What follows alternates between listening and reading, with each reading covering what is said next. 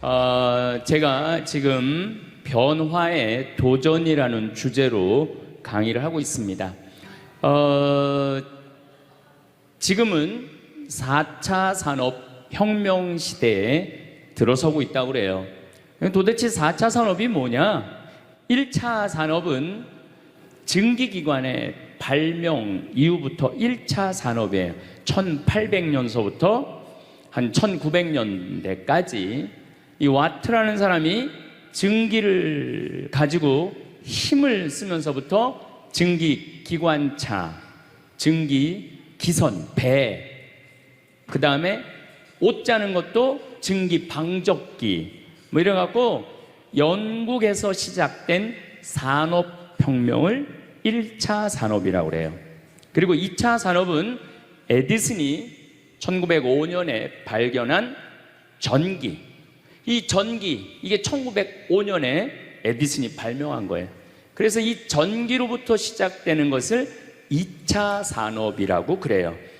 지금 우리는 이 전기의 혜택을 다 받고 살죠. 여러분들 전기 다리미, 그 다음에 세탁기, 냉장고, 텔레비전, 전기 아닌 게 하나도 없어요. 여기 계신 분들은 2차 산업의 혜택을 받고 사시는 분들이죠. 그런데 3차 산업은 컴퓨터, 인터넷, 특별히 스티브 잡스가 시작한 스마트폰, 이게 완전히 세상을 완전히 바꿔놓은 것 3차 산업이에요. 그러니까 여러분들은 1차 산업 때는 안 태어났지만은 2차 산업, 3차 산업은 누리고 사시는 분들이에요. 그런데 지금은 무슨 시대로 들어서느냐 하면 4차 산업 시대로 들어서고 있어요. 4차 산업이라는 건 뭐냐면은 인공지능, 로봇, DNA 조작, 이런 이게 완전히 새로운 세상이 펼쳐지고 있죠.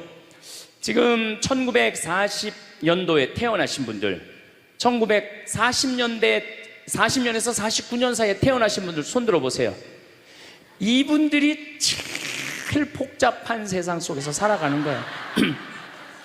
이게 너무 세상이 변하는 걸 다 누리고 살아가는 분들이 지금 1940년서부터 50년, 1950년, 60년에 태어난 분들이 2차 산업, 3차 산업, 심지어 4차 산업 시대까지 살고 있는 거예요. 1941년에 이제 내일 모레겠네요. 12월 8일 날 일본이 진주만을 습격을 해요. 그거를 여러분들은 무슨 전쟁으로 들었느냐면 대동아 전쟁으로 들었어요. 그거는 일본 입장이고, 일본이 대동아 전쟁이지 우리는 아무 상관없어요. 근데 우리는 대동아 전쟁에 내가 그때 고생했다고 그러는데 그건 일본의 속국의 입장이야. 그러니까 그 대동아 전쟁이라는 말 우리 쓰지 말아야 돼. 태평양 전쟁이겠지. 미국하고 일본하고 한 전쟁. 그 태평양 전쟁 속에서 태어나갖고 고생이란 고생은 다 한 분들이 지금 70대예요. 그 전쟁 끝나고 좀 나은 줄 알았더니 6.25가 또 터졌네. 그래갖고 또 피난 가고 또 일사후퇴 겪으면서 고통 겪고, 전쟁 끝나고 난 다음에는 우리나라가 아프리카에 있는 웬만한 나라들보다 못 살았어요. 아프리카에 있는 웬만한 나라보다 못 살았어. 전쟁 끝나고 난 다음에 정말로 허리띠 졸라 매가면서 잘 살아보자고, 우리도 한번 잘 살아보자고, 그래갖고 너무 가난한 나라에서 올해 우리가 3만 달러를 넘었을 거라고 그래요. 3만 달러를 넘었으면은 드디어 선진국에 들어서는 거예요. 가장 가난한 나라에서 선진국까지 변화를 여러분들은 경험하고 계신 거예요. 그러니까 여러분들은 너무나 혼란스러운 세상 속에서 이날 이때까지 헤쳐나오고 계신 거예요. 근데 문제는 이제 2020년부터 펼쳐질 4차 산업 시대, 이것까지 살아야 되니까 얼마나 복잡해. 이것까지 살아야 되니까 그냥 중간에 살다가 죽으면은 이 꼴 저 꼴 안 보고 그냥 좋은데, 아니 안 죽으면서 지금 70대 후반 되신 분들 앞으로 보통 20년 정도 더 사실 거예요. 70년대 후반 되신 분들. 근데 60대 되신 분들은 120살까지 거의 살 거예요. 지금 60대 되신 분들은. 그리고 재수 없는 60대들은 200살까지 살 거예요. 200살까지. 재수 없는 60대들은. 그 이야기를 제가 오늘 하려고 그러는 거예요. 자, 제가 한 10년 전에 평화방송에 이런 강의를 했었어요. 아마 또 평화방송에서 계속 틀어주니까 그 내용이 나올 거예요. 10년 전에 한 얘기예요. 앞으로 2020년이 되기 시작하면은 인간은 세 종류로 나눠질 것이다. DNA 조작 인간. 이제 DNA를 조작할 수가 있어요.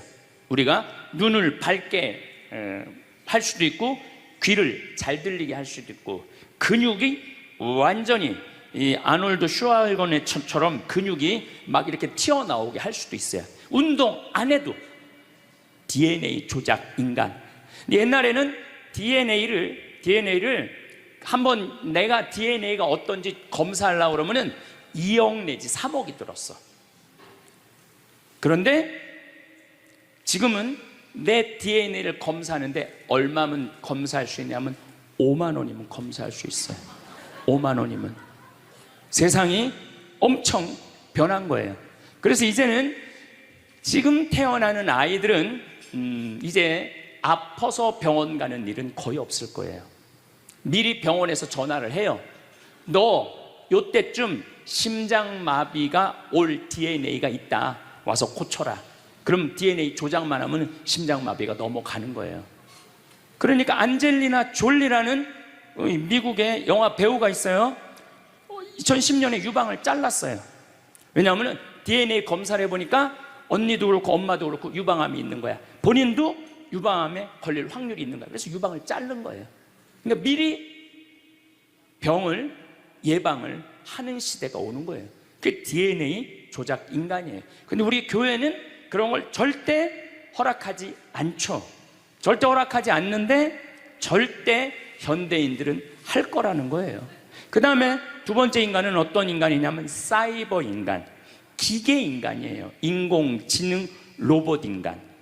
그래갖고 이 인공지능 로봇 인간이 나오면은 안 그래도 1940년서부터 지금까지 복잡 다단한 세상을 살아왔는데 이제 로봇하고 같이 살게 되는 세상이 이제 곧 되는 거죠.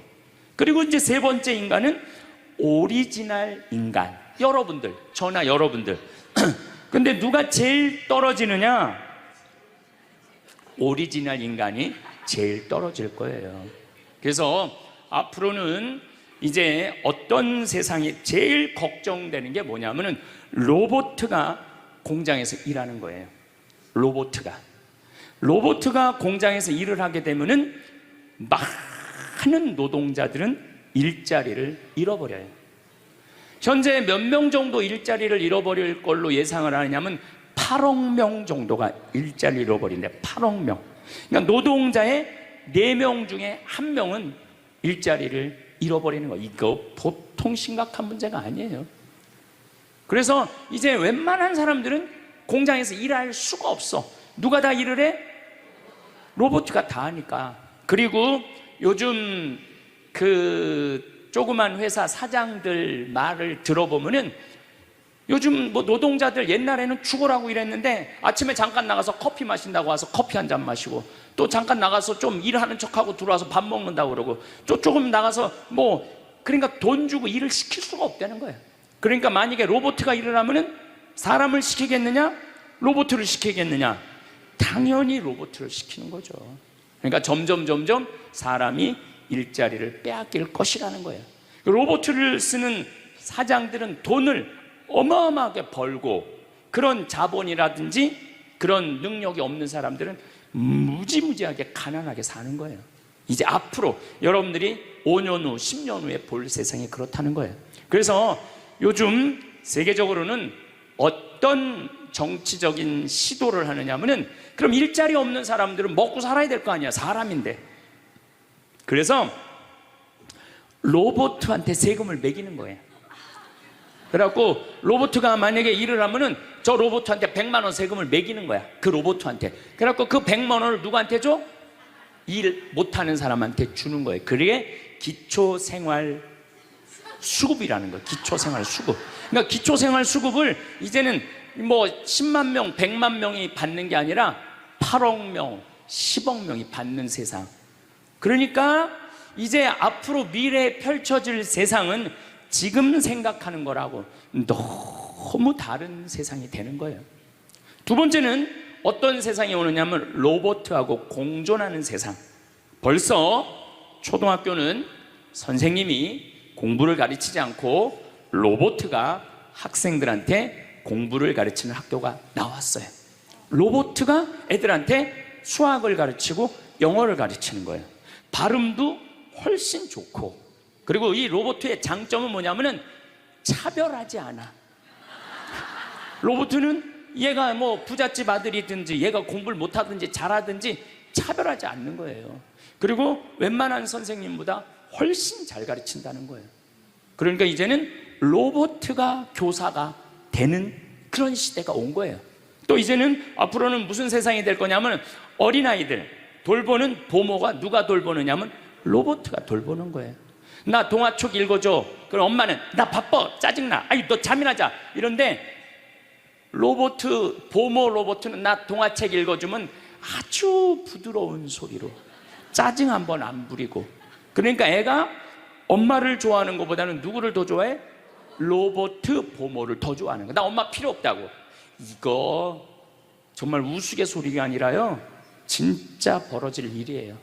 또 이제 로봇은 아내가 중풍이 걸렸어. 그래서 움직이질 못해. 그럼 누가 병간호를 운동을 도와주느냐면 로봇가 도와줘요. 근데 이 로봇은 완전히, 제가 지난번 강의 때도 얘기했지만은 이제 섹스 로봇가 나온다고 그랬죠. 록시라고 5가지를 고를 수 있다고 그래요. 피부색, 키, 성격 이런 걸 고를 수가 있대. 그러니까 까칠한 여자, 부드러운 여자. 뭐 내가 까칠한 여자 좋아하면 성격 까칠한 로봇을 고르면 되는 거야. 근데 문제는 아내가 아파. 남편은 나가서 돈 벌어야 돼. 그래서 로봇을 하나 도우미 로봇을 했어. 근데 이 로봇은 아내를 너무 따뜻하게 해주는 거야. 그러니까 아내는 자꾸 남편한테 실망하는 거야. 자기 힘들다고 들어가서 자고. 근데 로봇은 나 좀 주물러 달라 그러면 언제든지 와서 주물러 주잖아요. 그러니까 남편한테 당신 나 필요 없다고, 나 이혼하고 싶다고. 그러니까 로봇하고 사람하고 혼동하는 세상이 오는 거예요. 로봇하고 사람하고. 그리고 더욱 2040년이 되면은 이 로봇가 감정까지 느껴. 그래서 사랑까지 할 수 있다는 거예요. 사랑까지. 아내 역할을 다 할 수 있는 세상이 온다는 거예요. 저 신부님 너무 앞서 나가는 거 아니야? 앞서 나가는 거 아니에요. 지금 미래 과학자들은 다 그런 세상이 온다고. 근데 이게 먼 미래가 아니라 바로 코앞에 와 있다는 거예요. 바로 코앞에 와 있다는 거예요. 3D 프린터기로 콩팥 만들 수 있어요. 간 만들 수 있어요. 요즘 시도하는 건 심장까지 만들어 갖고, 이제 앞으로는 이제 여러분들이 이제 한 90살쯤 되면은 85살쯤 돼도 그럴지 몰라. 생일날 아버지 이번 생일에 아버지 간 좀 갈아드릴게요. 그래갖고 간 갈아주고, 내년에는 심장 갈아드릴게요. 심장 갈아주고. 그런 세상이 올 가능성이 굉장히 많아요. 그럴 세상이. 참 이게 오래 사는 게 2045년까지만 살면은 안 죽는다는 거예요. 2045년. 그러니까 내가 80살까지만 나도 살면 어떻게든지 버티면은 안 죽을 수 있다는 거. 80살까지만. 앞으로 펼쳐질 세상에 가장 걱정스러운 게 뭐냐면은 수명 연장이에요. 수명 연장. 여기 계신 분들 중에 아까도 말씀드렸지만은 100살, 120살, 정말로 재수 없으면은 200살까지 살 수 있는 분들이 많습니다. 실질적으로 많아요. 근데 여러분들 오래 사는 거 좋을까요? 내가 많은 분들이 오래 살기를 원해요. 안 죽는 걸 원해요. 근데 내가 만약에 앞으로 뭐 길게 안 보고 딱 120살까지 산다고 보면 내가 앞으로 67년 정도 더 살면은 120살 되거든요. 67년. 근데 내가 앞으로 67년 동안 사는 동안 불면증이 있어. 매일 밤마다 잠이 안 와. 67년 동안. 그 여러분들 좋을 것 같아요? 내가 정말로 마음 안에 미움이 너무너무 꽉 차 있어. 67년 동안 계속 미움 속에서 살아. 분노가 꽉 있어. 67년 동안 분노 속에서 항상 좌절감을 맛보고 있어. 우울하고 있어. 내가 우울해. 또 좋으래. 어떨 땐 좋을 땐 너무 좋고 싫을 땐 너무 싫고, 그렇게 막 up and down, up and down 그러면서 앞으로 50년, 60년 사는 거 좋아요? 그렇게 성숙함이 없이 살 거면 그냥 지금 죽는 게 나아. 지금 죽는 게 나아요. 내가 앞으로 60년 동안 살면서 매일매일 감동하고 매일매일 행복하고 매일매일 감사하고 매일매일 사랑한다면 앞으로 60년 사는 거 괜찮겠죠. 그런데 60년 내내 잠도 못 자고 미움 속에서, 자식들 원망 속에서, 외로움 속에서, 배신 속에서, 불행 속에서 오래 사는 거 좋아요? 적당한 나이에 죽는 거 내가 보기엔 그 축복이에요. 그래서 여러분들은 이제 나는 이 복잡한 세상 속에서 사는 것도 중요하지만 어떻게 죽을 거냐, 이 시나리오를 잘 준비해야 돼요. 난 어떻게 죽을 거냐. 나는 생일날 애가 심장 갈아준다면 나 그거 필요 없다. 내 생일 선물로 그 심장 필요 없다. 그냥 나는 하느님이 주신 생명, 그 수명 그대로 살다가 그냥 행복하게 떠날 거다. 그런 마음이 중요해요. 근데 우리가 성숙하지 못하면은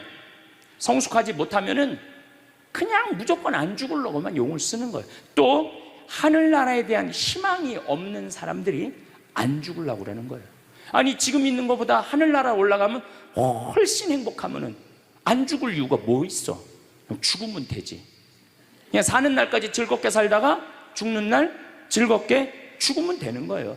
이 훈련이 꼭 필요해요. 여러분들 이게 뭐 요즘 알고리즘 그러는데 그건 다 제쳐두고 내가 인생의 설계가 필요해. 나는 몇 살까지 살다가 더 이상 치료받지 않고 암이 걸리면은 안 갈고, 그냥 안 갈고, 간 안 갈고, 신장 안 갈고, 췌장 안 갈고 그냥 하느님 품으로 간다는 생각이 아주 중요하다는 거예요. 제가 보기에는 한 87세까지 살다가 죽는 게 제일 좋은 것 같아. 87세. 아주 딱 좋은 나이가 87세예요. 죽기 딱 좋은 나이가 87세 같아. 그거 넘었으면은 정말 안 보이고 안 들리고 불편해요. 그래서 87세까지 건강하게 살다가 행복하게 떠나는 그런 마음가짐이 제 생각에 참 중요한 것 같아요. 사실 지난 2017년 4월 10일 날 우리 아버지께서 세상을 떠나셨어요. 올해 떠나신 거죠. 우리 아버지는 평생 쌍시옷 소리를 한 번도 하신 적이 없어요. 예, 아버지 입에서 욕을 들어봤던 적이 없어요. 쌍시옷 소리를 한 번도 들어본 적이 없어요. 자식들, 내 자식을 키울 때 매질 한 번 하시지 않으셨어요. 그리고 우리 아버지는 참 남 욕을 하신 적이 없어요. 보통 뭐 누구 욕도 하고 정치인 욕도 하고 뭐 세상도 욕하는데 한 번도 욕하신 적이 없어요. 그리고 지금 요즘 아버지 생각을 이렇게 보면은 아버지한테 제일 놀라운 거는 우리 아버지가 그냥 옛날에 연초제조창이라고 담배 회사 그냥 기능 공무원이셨어요. 그러니까 뭐 여유 있게 돈을 쓰실 기회가 없으셨죠. 근데 어렸을 때도 돈이 없어서 불편하다, 돈이 있었으면 좋겠다 그런 말씀 하신 적이 없어요. 그냥 월급 봉투 딱 어머니한테 던지면은 뭐 집이 어떻게 됐든 아무 상관하지 않으시고 당신 산에 다니시고 정말로 신선같이 사셨어요. 근데 아버님이 올 초에 2달 고생하시고 돌아가셨어요. 40년 동안 병원 한 번 안 가시다가 두 달 전에 쓰러지셔서 병원에 모셨죠. 병원에 모셨는데 내가 우리 형제들한테 그랬어요. 우리 아버지 평생 자식만을 위해서 살았다. 가족만을 위해서 살았다. 오로지 정말로 사랑하는 가족을 위해서 투신하신 분이다. 우리 아버지 간병인한테 맡기지 말자. 우리가 사형제니까 우리가 모시자. 그래서 누나가 제일 위니까 누나가 이틀, 큰형 이틀, 둘째 형 이틀. 난 이제 장가 안 갔으니까 나는 하루. 그래서 우리 형제들은 전부 다 결혼하고 손자들이 전부 다 아들, 딸 이러니까 아이들이 다 돌아가면서 아버지 병간호를 했어요. 그야말로 자식들 품에서 돌아가셨죠. 자식들 품에서 돌아가셨어요. 근데 아버님이 이렇게 4월 10일 날 월요일 날 쓰러지셨는데 의사들이 심폐소생술 하겠느냐고 그랬을 때 우린 싫다고 그랬어요. 왜 마지막으로 돌아가시는 아버지 갈비뼈를 다 부러뜨려? 그 정도 쓰러졌으면은 87세에 그 정도 병이시면은 이제 돌아가실 때예요. 근데 많은 경우 돌아가실 때 심폐소생술 하게 돼 있어요. 근데 우리는 원하지 않았어요. 네 자식 다. 그리고 아버님이 이 골수염이라는 이 병을 앓으셨는데 좀 많이 아프신 병이에요, 마지막에. 그래서 내가 아버지 원도 한도 없이 마약 놔드렸어요. 모르핀. 왜 죽기 전에 아프면서 죽어야 돼? 마약. 그래서 조금만 아픈 기미만 보이면은 간호사한테 가갖고 마약 놔달라고, 모르핀 놔달라고. 여러분들, 죽기 전에 하느님이 인간한테 준 최고의 선물이 뭔지 아세요? 마약이에요. 마약. 그래서 호스피스 병동에서 아플 때 진통제 놔드리는 거, 마지막 효도는 마약 많이 놔드리는 거예요. 그래서 우리 아버지 돌아가시기 전에 원도 한도 없이 마약하고 가셨어요. 네. 그 조금의 고통을 덜어주는 게 내가 보기에는 효도라는 생각이 들더라고요. 아버지 이렇게 쓰러졌을 때 생명 유지장치 하겠느냐고 의사들이 얘기를 하더라고요. 우리는 아무도 원하지 않았어요. 그냥 아버님 편안하게 보내드리고 싶다고. 왜? 우리 아버지는 참 행복하게 사셨어요. 자식들이 아버지를 너무너무 좋아하고 사랑하고. 그래서 효도를 원도 한도 없이 해드렸냐, 이럴 건 자신 있게 말씀 못 드리죠. 하지만 그래도 자식들이, 아버지, 손자, 손녀들이 할아버지 너무너무 사랑했기 때문에 편안하게 보내드릴 수 있었어요. 제가 작년에 왠지 우리 아버님한테 용돈을 많이 드리고 싶더라고요. 평생 돈 한번 넉넉하게 써보시지 못한 아버지한테 용돈 많이 드려야 되겠다. 그래서 제가 작년에는 이제 외부 강의, 한 달에 한 번 하면 한 번, 두 번 하면 두 번. 아버지가 무슨 돈을 이렇게 많이 주느냐고, 신부님. 아버지 원도 한도 없이 마음껏 써보시라고. 그래서 작년 한 해 내도 그전에는 조금씩 용돈 드리다 작년에는 그냥 막 이만큼씩 드렸어요. 아버지 원도 한도 없이 쓰시라고. 마음 안에 이런 마음이 있었어요. 한번 평생 마음껏 돈 한번 써보시지 못한 아버지 마음껏 돈 쓰시라고. 그랬다 1억을 드리거나 2억을 드린 게 아니야. 100만 원, 200만 원, 한 달에 300만 원 용돈 드린 거죠. 그러니까 아버님이 노인정에 그 노인 어르신들 밥 다 사고, 또 우리 자녀들이 그 23명인데 아버지한테 식사하러 가면은 아버지가 밥값을 다 냈대. 우리 누나가 항상 하는 얘기가 아버지 지갑에 항상 100만 원 있었대요. 그래서 얼마나 기분이 좋아. 아버지 돌아가셨을 때 노인정에서 그랬대요. 물주 세상 떠나서 어떻게 하느냐고 그랬대. 물주 세상 떠나서 어떻게 했느냐고. 아버님이 1년 동안 원도 한도 없이 즐겁게 사시다가 세상 떠난 거예요. 저는 효도도 나중에 한다는 건 다 거짓말이야. 효도하려면 언제 해야 돼? 지금 해야 돼, 지금.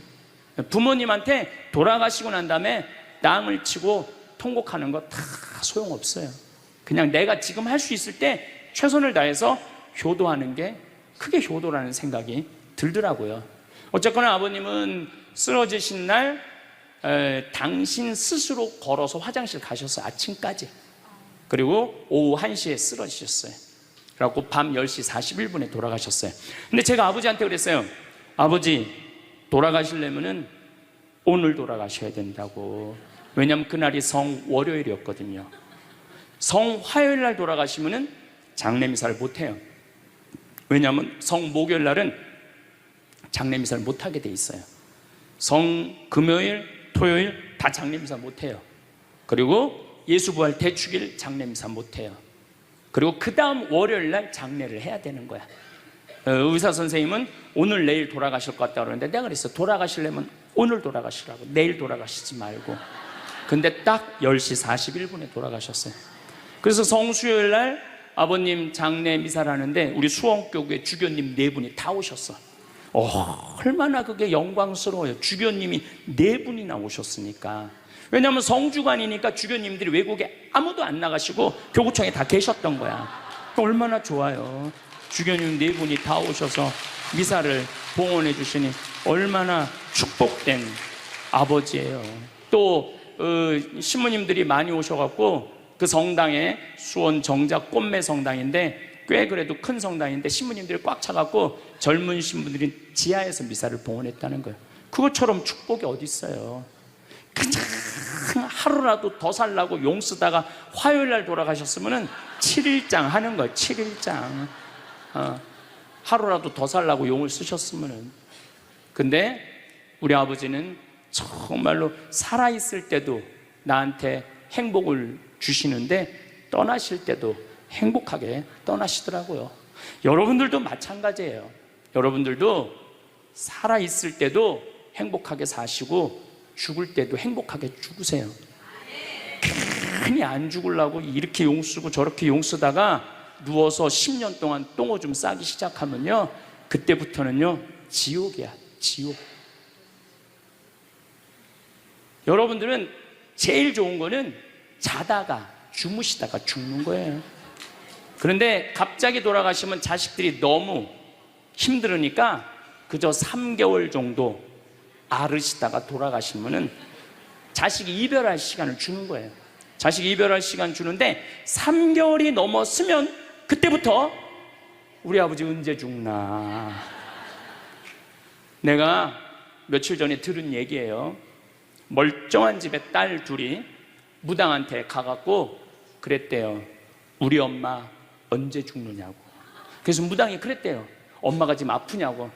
안 아픈데 너무 건강한데 우리를 너무 힘들게 해갖고 언제 죽는지 너무 궁금해서 와봤다고. 이게 부모 자식지간의 일이야. 부모 자식지간의 일이야. 그러니까 여러분들은 이제 자식한테 뭘 기대서 산다는 생각 꿈도 꾸지 말고, 죽을 때도 자식한테 효도 받는다는 생각하지 말고 여러분들이 알아서 미리 써놓으세요. 그 엘리자베스 퀴를러 로스라는 호스피스, 유명한 시카고 대학의 호스피스 박사가 있어요. 이분은 2,500명 죽었다 살아난 사람들, 죽었다 살아난 사람들 여러분들 많은 거 아시죠? 왜 죽었다 살아난 사람들이 많아요? 심폐소생술 때문에. 의술이 좋아갖고 죽었다 다시 살아난 사람들 2,500명을 조사를 해봤어. 근데 죽었다 살아난 사람들의 경험, 하늘나라에 대한 경험을 얘기를 들어보니까 너무 평온하고 너무 행복하다는 거예요. 그리고 죽으면은 바로 몸에 빠져나가서 자기를 본대요. 자기를. 그래갖고 여러분들 죽은 사람들 그 주위에서 이 친지들이 하는 말이 다 들린대. 그 몇 분 동안, 하늘나라 올라가기 전에 몇 분 동안은. 그러니까 절대 죽은 사람한테 그렇게 살더니 참 잘 죽었다 그런 소리 하면 안 된다는 거예요. 끝까지 좋은 소리를 해야 된다는 거예요. 사랑한다, 고맙다, 하느님 품으로 가라, 예수님 마리아 요셉한테 가라, 정말로 기도해 줄 테니까, 이렇게 말해야지. 그렇게 우리를 괴롭히더니 이렇게 죽는다고 정말로 지옥에 갈 사람이라고 이렇게 말하면은 다 영원히 듣는다는 거예요. 그리고 죽었다 살아난 사람들의 아주 기가 막힌 얘기는 앞 못 보는 사람은 죽으면 다 보인다는 거예요. 눈이 다 보인다는 거예요. 그게 그냥 하는 게 아니라 다시 살아 돌아와서 아무것도 못 봐. 근데 의사가 무슨 반지를 어떻게 꼈고 이 병원이 어떻게 생겼고 누가 어디 자리에 있습니까? 다 아는 거야. 죽었다가 죽으면은 눈이 보이는 거야. 다리 없는 사람은 자기 다리가 있다는 거예요. 듣지 못하는 사람은 듣고, 아픈 사람은 아픈 부위가 다 없어진다는 거야. 그러니까 여러분들 지금 살아있으면서 몸에 허리도, 아까 할아버지 한 분 안수해달라고 그래갖고 허리가 막 이렇게 구부러진 사람 죽으면 딱 펴진다는 얘기예요. 그러니까 완전히 사도 바오로의 말씀처럼 새로운 모습으로 변하는 거야. 죽으면 끝이 아니야. 하느님께로 가는 여행의 시작이에요. 그러니까 죽는 거를 막 그냥 밀어내시지 마세요. 한 70년, 80년 살았으면 살 만큼 살지 않았어? 그렇죠? 뭐하러 200년을 살아? 뭐하러 300년을 살아? 또 200년, 300년 사는 것도 좋아요. 그런데 정말로 감동 속에서, 행복 속에서, 사랑 속에서 200년, 300년을 살면 좋지. 근데 여러분들 한 200살 되면 여러분들하고 놀아줄 사람이 몇 명이나 될 것 같아? 200살 단 사람하고. 그 외로움 속에서 사는 거예요. 그래서 자연의 순리를 따르고 사는 게 가장 좋은 거예요. 자연의 순리를. 그래서 사는 만큼 살다가 떠날 때 이제 누구한테 간다고 생각하면 돼? 하느님 아버지한테로 간다고 생각하면 돼. 그래서 죽는 게 결코 나쁜 게 아니에요. 저도 아버님을 보내드리면서 굉장히 슬펐죠. 하지만은 우리 아버지 너무너무 열심히 사셨고, 마지막에 우리 주교님들, 우리 사제들, 또 수많은 교우들이 기도 속에서 저는 아버지 하늘나라로 갔다고 생각을 해요. 또 아버지는 살아생전에 고향이 경상도 함양인데 어머니가 이미 가묘를 다 해놨어, 고향에다가. 근데 아버지는 고향에 가기 싫다는 거예요. 어머니는 고향에 가고 싶고, 죽으면은. 그래서 아버지는 나는 고향에 안 가. 어머니 왜 안 가냐고, 그 고향에 그 좋은 산소 써놓고 약간 맨날 두 분이 간다 안 간다 그러시더라고요. 난 그 얘기를 들을 때마다 참 웃기더라고요. 왜 웃기냐면은 갔다가 모셔다가 묻는 건 우린데 본인이 간다고 가고 안 간다고 안 가. 우리가 모시는 대로 가는 거지. 근데 작년에 아버님이 굉장히 건강하셨어요. 올해 쓰러지시기 전에. 근데 아버님 말씀이 제 귀를 울리더라고요. 그래서 우리 천주교 수원교구 안성 천주교 공원묘원에 갔어요. 가서 우리 후배 신부님한테 제일 좋은 자리를 좀 봐줘라. 딱 갔는데 정말로 산소 자리가 좋더라고요. 그냥 양지 바른데 앞에 우리 아버지가 참 파란 걸 좋아하셨는데 그 아버님 내가 산소 자리 본데 앞에 파란 골프장이 쫙 보여. 얼마나 좋은지. 그래갖고 아무도 몰래, 우리 가족 아무도 몰래 내가 예약을 해놨어요. 그리고 아버님 돌아가셨을 때 안성 천주교 공원묘 모셨죠. 아버님이 왜 고향에 가기 싫어하셨느냐면은 우리 큰할아버지, 둘째 할아버지가, 셋째 할아버지까지 있었는데 큰할아버지가 딸만 6을 낳았어요. 둘째 할아버지는 아들을 3을 낳았는데 둘째 할아버지 첫째 아들이 우리 아버지야. 근데 1930년, 우리 아버지가 30년생이시니까 87세니까 그때는요 장손집에 아들이 없으면 8살 이전에 큰아버지 집에 가서 양자로 자라야 돼. 아버지는 그랬던 거예요. 그래서 친어머니 아버지 밑에서 못 자라셨어. 그래 고향이 싫은 거야. 그래서 난 고향에 안 간다고. 근데 제 생각에는 그 아버님의 마음을 헤아려 주는 게 난 예의라는 생각이 들더라고요. 그래서 아버님 원하는 대로 안성에 모셨는데 얼마나 좋은지 몰라요. 어제도 갔다 왔어요. 그냥 오며 가며 가는 길에, 강의 가는 길에 한번 가서 뵙고, 우리 아버님 마지막까지 담배를 피셨어요. 그것 때문에 돌아가신 거지만은, 그래갖고 어제도 담배 한 대 탁 물려드렸어요. 피시라고. 갈 때마다 담배를 한 대씩 물려드리세요. 무슨 얘기냐면 부모하고 자식은 살아서도 좋고 죽어서도 좋아야 돼. 그런데 부모님이 10년 동안 똥오줌 싸고 치매 걸려갖고 지겨워. 부모님 찾아오지도 않았어. 그래갖고 부모님이 돌아가셨어. 그럼 자식이 땅을 치고 불효한 것에 대해서 울면서 통곡해. 그리고 돌아가셨는데도 부모님 먼 데다 모셔놔갖고 1년에 한 번, 2년에 한 번 가고, 살아서도 안 좋고 죽어서도 안 좋은 거예요. 그러니까 여러분들은 살아서도 좋고 죽어서도 좋은 부모 자식 관계를 유지하려면 죽음에 대해서 생각을 많이 하셔야 돼. 죽음에 대해서. 근데 이제 아버님 돌아가셨는데 딱 화요일 하루 장례를 했는데 조문객들이 얼마나 많이 왔는지 밥을 7번을 했대요. 보통 장례 밥 한 번 한대. 근데 밥을 7번 했대. 우리 형님 둘도 나만 활동을 많이 하는 게 아니라 형님 둘도 어마어마하게 친구가 많더라고 보니까. 우리 누님도 그렇고. 그러니까 그냥 1000명 이상이 조문객이 왔으니까 조의금도 굉장히 많이 들어왔다는 얘기죠. 조의금도. 근데 내가 그 조의금을 싹 모아서 평창으로 갖고 왔어요. 우리 형제들은 조의금을 구경도 못했어요. 제가 왜 그걸 싹 모아서 갖고 왔느냐 하면은, 내가 본당 신부 때 장례식장에 교우들 초상 남은 가면은 상주가 안 나와. 왜 안 나오냐 그랬더니 저기 지금 방에 들어가고 조의금 갖고 싸운다는 거야. 네가 더 가질 거냐 내가 더 가질 거냐.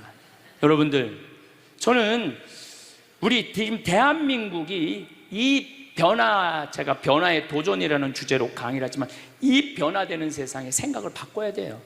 이제 지금 기업의 0.3%가 우리나라 총이익의 50%를 갖고 있대요. 그러면 그 0.3% 되는 대기업가들이 다 가난한 사람을 위해서, 나라를 위해서 세금을 내놔야 돼요. 이 시대는 이제 로봇가 자리 다 뺏어가고 사이버 인간이 다 뺏어가고 우리는 어떻게 살아, 인간은. 그래서 이 정치가 중요한 거예요. 직장 생활 안 하는 사람들은 사람이 일을 안 하면요 행복하지 않은 거예요. 일을 안 하면. 여기 계신 분들 혹시 불면증 걸리신 분들 있죠? 제가 불면증 치료법 알려드릴게요. 어떻게 하면 잠을 잘 오느냐면 아침 6시에 일어나. 그래갖고 아침 기도해. 아침 기도, 부모를 위한 기도, 나라를 위한 기도, 자녀를 위한 기도 다 해. 그리고 정성스럽게 이불 개고 세수, 머리도 다 드라이기 쓰지 말고 수건으로 다 말려 머리도. 그리고 밥 정성스럽고 해 먹고, 목욕탕도 가갖고 묵지기도 5단 있는 힘 땀 다 빼고, 그리고 발차기도 하고, 목욕탕 안에서 제일 좋은 거라는 거예요. 그리고 산책하고 미사 참여하고 성서 쓰고 정성스럽게 행동을 하세요. 설거지도 정성스럽게 하고. 그러면은 저녁 8시만 되면 기절해서 자요. 여러분들이 하루 생활이 정성스럽지 않기 때문에 잠을 못 자는 거예요. 기절해서 자요. 저는 요즘 지금 목도 지금 특강을 너무 많이 해갖고 목이 쉬었는데, 요즘 이렇게 어제도 대전 강의 갔다 와서 7시만 되니까 막 눈알이 뒤집어지려고 그러더라고요. 눈알이. 그러면 자는 거예요. 근데 아무것도 안 하고 그냥 가만히 움직이지 않으면요 밤에 잠이 안 오죠. 당연히 잠이 안 오죠. 그래서 정성스럽게 사는 게 중요한 거예요. 어쨌거나 하여튼 아버님 그 조의금을 싹 갖고 왔어요. 평창에. 그래갖고 내가 우리 형제들한테 얘기했어요. 아버님 돌아가신 조의금은 어린아이를 위해서 쓸 거고, 어머님이 돌아가신 조의금은 노인분들을 위해서 쓸 거다. 그래서 이번에 잠비아에 에이즈 어린이 고아원 짓는데 아버님 조의금 보냈어요. 또 빈센트 병원에서 이번에 20명을 수술을 해줬는데 그중에 2명 아버님 조의금으로 또 수술도 해주고. 아직도 많이 남아있어. 아직도. 이제는 여러분들 떠날 때 자식한테 주고 떠나지 마세요. 세상에 주고 떠나세요. 어떤 세상에? 어렵고 힘들고 고통받는 사람들한테 주고 떠나세요. 그리고 미국이나 유럽은 보통 할머니들이 다 나 조의금 어디다 보내라, 어느 수도원에 보내라, 어느 고아원에 보내라, 어느 장애시설에 보내라, 다 그런다는 거예요. 대한민국 사람들만 죽을 때까지 이기적으로 죽는 거예요. 살아서도 이기적으로 살고 죽을 때도 이기적으로 죽는 거예요. 그래서 하여튼 우리 형제들은 조이군 구경도 못했어. 대신 내가 우리 형제들한테 보내준 선물이 있어요. 조이군 명단은 다 보내줬어. 타이프 쳐갖고. 갚아야 될 거 아니야. 갚아야 될 거 아니야. 되게 죽은 사람들의 경험을 들어보면은, 내가 이 퀴블러 로스라는 이분 책을 요즘 계속 읽고 있는데, 기가 막힌 거는 딸이 죽었어. 근데 다시 살아났어. 근데 이 딸이 아빠 엄마한테 얘기하는 거. 엄마 아빠, 내가 죽었는데 오빠가 나를 너무 행복하게 기다리고 있어. 그래서 그 오빠랑 놀았는데 너무너무 행복했어. 근데 이 엄마 아빠는 너무너무 놀란 거예요. 왜 놀랬느냐 하면은, 이 아이가 태어나기 전에 오빠가 죽어갖고 단 한 번도 오빠 얘기를 한 적이 없거든. 근데 죽어서 그 오빠가 기다리고 있는 거예요. 그러니까 이 기가 막힌 노릇 아니에요. 또 이런 경우도 있었다고 그래요. 어떤 경우가 있었느냐 하면은, 교통사고 났어. 여동생, 오빠, 아빠가 했는데 오빠하고 아빠는 죽은 거야. 이 여동생은 다 기절한 상태에서 죽었는지 안 죽었는지 확인할 길이 없잖아요. 근데 다시 죽었다고 생각하고 병원에 가서 살아났어. 근데 이 여동생이, 엄마 너무 슬퍼하지 마. 하늘나라에서 오빠하고 아빠가 날 기다리고 있어. 너무 행복해. 근데 얘는 오빠하고 아빠가 죽었는지 모르는 상태, 혼수 상태인데 그걸 아는 거예요. 근데 여기 특징 중에 하나는, 죽어서는 살아있는 사람은 절대 못 본대요. 죽은 사람만 본다는 거예요. 죽은 사람만 하늘나라에서 본다는 거예요. 그래서 여러분들도 세상 떠나면은 하느님 기다리고 있고 너무 행복한 나라로 가는 거예요. 그러니까 죽음은 그 번데기가 이 알을 까고 자기 껍데기를 까고 나비가 되는 것처럼 지금보다도 훨씬 아름다운 세상으로 가는 게 죽음이에요. 이제 21세기는 안 죽는다고 100살을 사니 200살을 사느니 좋은 게 아니에요. 100살, 200살 동안 불면증, 우울증, 미움, 분노, 외로움, 심심함으로 사는 것보다 그냥 한 70, 87세까지 살다가 죽어갖고 행복하게 먼저 떠난 사람들하고 하느님 품에서 행복하게 사는 게 좋죠. 그래서 여러분들 이제 행복하게 살다가 행복하게 떠나셔야 돼. 그리고 제가 늘 말씀드리지만, 나중에 행복하지 마세요. 언제 행복해? 지금 행복하세요. 지금. 나중에 돈 쓰지 말고 언제 써? 지금 쓰세요. 지금. 그리고 여기 있는 분들 지금 얼굴을 보니까 돈 쓸 수 있는 마지막 얼굴들이 많다니까. 마지막 얼굴들이 많아. 그리고 우리나라는 이제 드디어 3만 달러를 넘어서요. 선진국 대열에 들어서요. 선진국에 들었으면은 어르신들, 노인분들 연금 지금 20만 원에서 60만 원, 70만 원으로 다 올라가요. 그러니까 돈 없는 거 걱정하지 마세요. 여러분들이 엉뚱한 사기에만 안 당하면은 먹고 사는데 아무 지장 없어. 욕심만 안 부리면은 충분히 행복하게 살 수 있어. 그리고 이렇게 강의 따라다니면서 배우는 여러분들, 진리를 목말라 하는 여러분들은 앞으로 행복하게 사실 수 있으세요. 예.